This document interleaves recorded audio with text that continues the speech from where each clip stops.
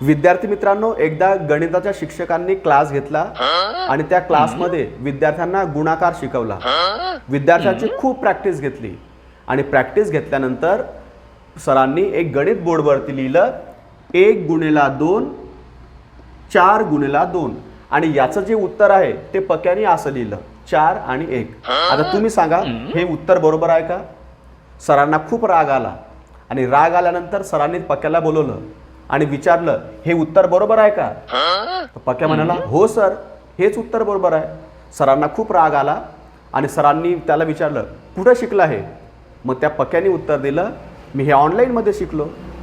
Sir म्हणे कोणत्या online क्लासमध्ये? तर त्यानं हा क्लास दाखवला। 1 2 का 4 4 2 का 1 1 2 का 4 4 2 का 1। तर अशा पद्धतीचं काही तुम्ही करू नका।